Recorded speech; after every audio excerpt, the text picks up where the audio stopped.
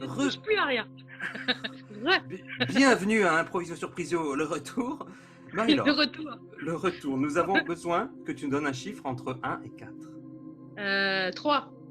3. Eh bien, le 3 va se dévoiler. Le numéro 3. Qui est le numéro 3? Waouh, c'est Laetitia. Laetitia, que vas-tu proposer à Marie-Laure?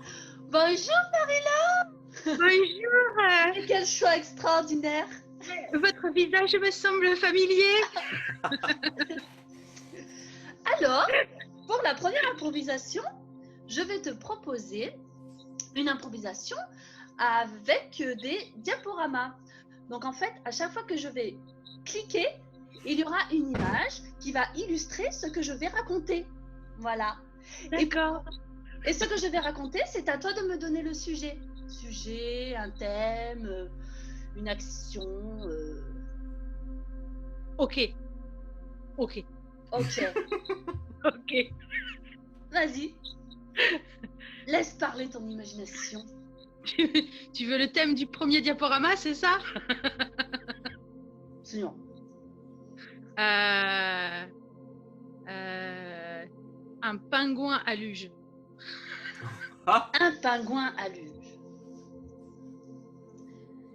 Eh bien, un pingouin à luge, c'est un événement. Ah oui, mais aussi, il faut illustrer. Donc, il faut que tu me donnes un autre chiffre entre 1 et 4, sauf le 3, bien sûr. Sauf le 3. Le 1. Le numéro 1, Tadam. c'est Renaud qui va illustrer cette belle histoire du pingouin Bonjour. en luge. Bonjour. Bonjour. Donc, le pingouin à luge. C'est ça. Le pingouin à luge est un événement que l'on peut retrouver, on va dire, chaque année sur la banquise. Alors, quel type de banquise, je vous dirais? Eh bien, au pôle Nord. Et quel type de pingouin? Je vous dirais, clic, ce type de pingouin. Alors, ce sont les pingouins empereurs. Et donc, les pingouins empereurs se préparent toujours à leur premier saut avec la luge, clic, de cette manière. En cerf-volant. Arrivé, comment? En cerf-volant. En cerf-volant, tout à fait, tout à fait. Et ils utilisent aussi des cerfs-volants pour partir un peu plus haut, clic, clic, dans le ciel. Donc, je suis pas Et une fois très haut, on peut dire que là, c'est vraiment la touche artistique, rien qu'à eux, où ils vont faire leur figure personnalisée. Clic! De vol plané. Là, on pourrait oui, effectivement définir ça comme un vol plané. Et, attention, clic! Dans la morve. Et une fois arrivé sur la luge, une fois vraiment complètement sur le sol, clic! Et un peu sous.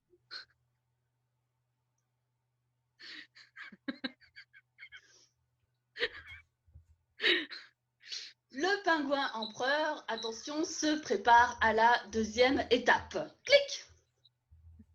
La fête de la lune. Ensuite, dès la fin du chrono, suite au premier saut, le départ se fait différemment, dans une position différente. Clic! Les doigts dans le nez. Et une fois prêt au deuxième départ,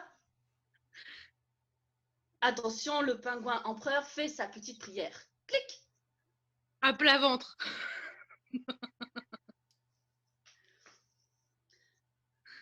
Suite au deuxième saut, on pourra constater que l'atterrissage est différent. Clic! Sur une oreille.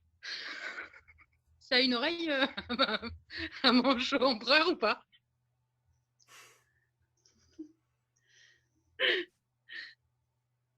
Et voilà, et on peut constater que le saut a été extrêmement parfait. Et sur le podium, clic, on peut constater la grande allégresse et joie de l'athlète. Merci. Bien, Marie-Laure, c'était ton premier choix. Tu as encore droit à 2 choix. Un Ah, numéro super. entre 1 et 3, et 4, sauf 3. Voilà, je vais y arriver. Alors, attends, 1 et 4 sur 3. Alors, en fait, tu peux choisir 1, 2 ou 4, en gros. Ah, d'accord, Voilà. je peux plus choisir le 3. Ah, Exactement. 4. Non, 4, c'est bien aussi, 4. 4. Que le 4 se dévoile. Tadam, bonjour. Je suis le numéro 4. Et je vais te raconter une petite histoire en 1 minute à peu près sur un thème que tu vas me donner. Et je vais avoir besoin de quelqu'un pour mimer ce que je raconte.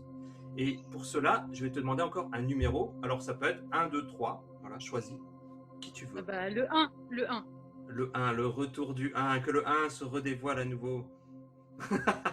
Le revoilà. Très bien. Alors, je vais avoir besoin d'un mot ou d'un thème, ce que tu veux, pour faire une petite histoire là-dessus pendant 1 minute et quelques. Trompette. Trompette, d'accord. Trompette. Eh bien, écoute, c'est parti pour trompette. Il était une fois, ma chère Marie-Laure, dans un monde où les gens n'avaient pas de bouche, un homme qui avait envie de faire de la musique. Au départ, comme tout le monde, comme tous ceux qui n'avaient pas de bouche, il décidait de faire de la guitare. Car pour la guitare, comme chacun sait, il n'y a pas besoin de bouche. Mais il s'ennuyait, il faisait toujours les mêmes accords, ça ressemblait toujours à la même chose. Il voulait un son plus fort, un son plus incroyable. Alors il décida de se mettre à l'accordéon parce que c'est un instrument à vent et c'est bien plus rigolo. Et il y a un côté Yvette Horner qu'il aime bien. Et d'ailleurs, il ressemblait beaucoup à Yvette Horner, il avait une dent en moins, comme vous pouvez le voir. Mais au bout de quelques temps, il avait fait le tour de l'accordéon. Mais vraiment, littéralement, il avait vraiment fait le tour de l'accordéon. C'est-à-dire qu'il est passé autour de l'accordéon. Voilà. Mais il se dit, que pourrais-je faire? Et là, il découvrit dans le grenier de son grand-père une malle pleine de toiles d'araignée toute dégueulasse. Il l'ouvrit, et qu'y avait-il dedans? Je te le donne en 1000, une trompette.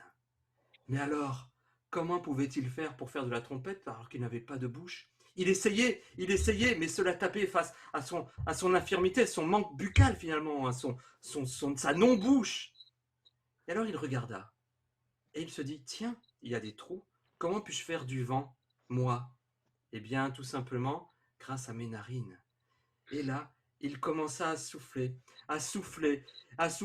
et la morve sortit, mais au bout d'un moment, il n'y avait plus de vent, il n'y avait que de l'air pur, et du son, et il devint le premier...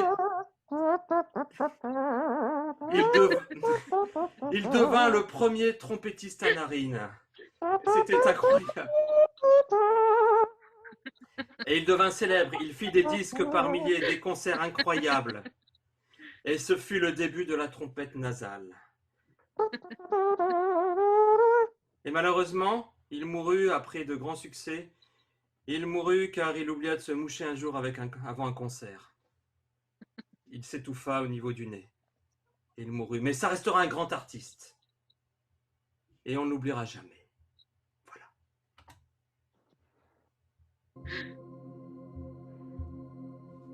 Voilà, c'était donc l'histoire du trompettiste nasal. J'espère que ça t'a plu. Ça m'a beaucoup plu. C'était magnifique. Pense-y à chaque fois que tu verras un trompettiste, dis-toi. J'y penserai à chaque fois que je me moucherai. Merci Marie-Laure.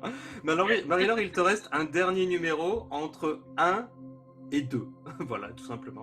On va prendre 2. Eh bien, que le 2 se dévoile. Tada! Oh, une nouvelle tête qu'on n'avait pas vue.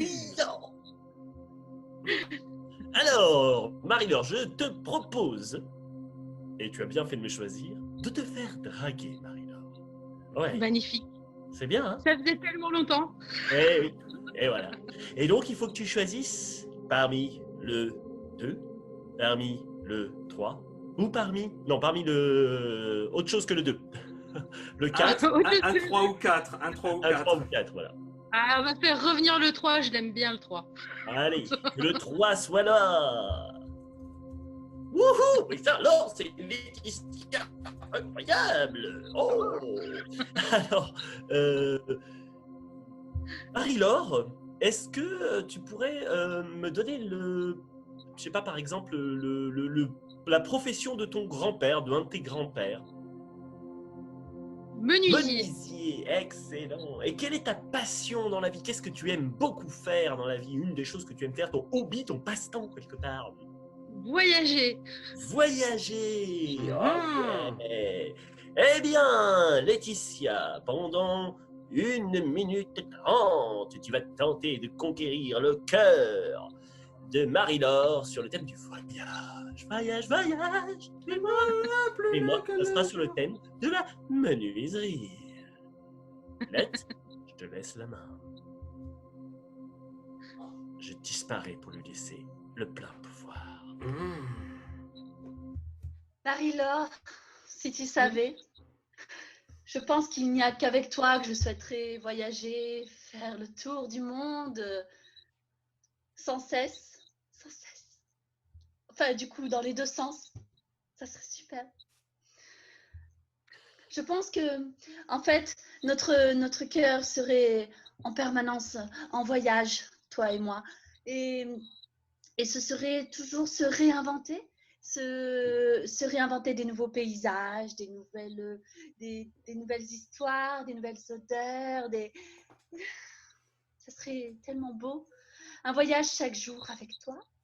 Oh, oui, Marie-Laure, tu es pour moi mon escale pour l'infini, mon escale pour l'amour, pour toujours, l'escale pour la légèreté, pour la poésie, la douceur et pour l'éternité. Oh, Marie-Laure, je voudrais voyager avec toi, tels des petits bisounours, assises sur des nuages et des cœurs d'amour, et glisser avec toi sur les arcs-en-ciel. On pourrait passer la nuit sur la plage ou sur les prés en Haute-Savoie, ou bien peut-être avoir très froid sur l'Himalaya, mais ce serait toujours toi et moi, l'une contre l'autre. Oh, c'est chaud, c'est chaud. À mon tour, donc. Marie-Laure, je sens en toi quelque chose de l'ordre du meuble que l'on va polir. Je sens en toi le rabot qui va passer délicatement. Je sens que nous allons pouvoir avoir plein de petits copeaux ensemble. Je sens que je vais pouvoir faire de la marqueterie avec toi. Je vais marketer. Je vais marketer. Et après avoir marketé, je vais passer de l'enduit. De l'enduit pour faire la finitions. Et après l'enduit, nous pourrons ouvrir ensemble le meuble de la mur. Le meuble de la mur où il y a plein de tiroirs, où il y a plein de petits d'endroits secrets que moi seul saurais déclencher. Et ensuite, Marie-Laure, nous pourrons, avec ce meuble, construire de nombreuses petites choses, de nombreuses pièces, emplir toutes les pièces, avoir de plus en plus de meubles, puis revenir au rabot et au copeau. Lette, c'est à toi pour les 30 dernières secondes. Donne tout ce que tu as. Marie-Laure, prenons maintenant cet avion toutes les deux et partons loin, loin, loin. Voir toutes les choses que jamais on n'aurait pensé voir. Car avec toi, ce sera toujours plus beau, plus grand, plus brillant. Oui. Oh mon Dieu, ce serait merveilleux. Et on pourrait acheter des petites magnettes pour mettre sur le frigo dans tous les pays, dans tous les endroits que l'on aurait visités. Et ensuite, ce frigo, On l'achèterait ensemble. Même on le mettrait sur notre dos ce frigo parce qu'on serait sans cesse en voyage. On ira à droite, à gauche. On partirait même en camping-car.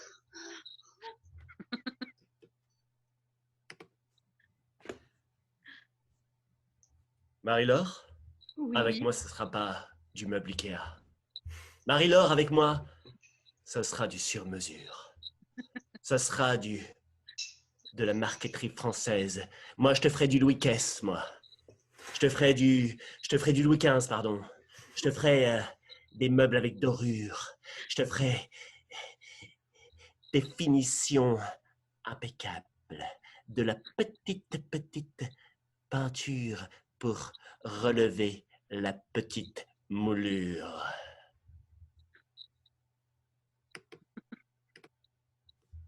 Voilà. Alors, qui tu choisis, Marie-Laure? Ah bah là, je vais choisir les finitions et les moulures, hein, c'est Ah, bah, obligé. Je savais que la moulure aurait raison de toi. La marqueterie m'a vendu du rêve. Marie-Laure, merci à toi, car voilà, les 3 improvisations sont passées, c'était court, mais c'était bon. Eh ben, on vous dit. c'est très très bien. Je me suis bien marrée. Merci beaucoup. Eh ben, tant mieux, merci à toi. Nous redisparaissons mystérieusement comme nous sommes apparus, et on te remercie beaucoup. On te souhaite une bonne fin de journée. Merci. Merci à tous les trois. Merci, au revoir Marie-Laure. Au revoir. Bisous.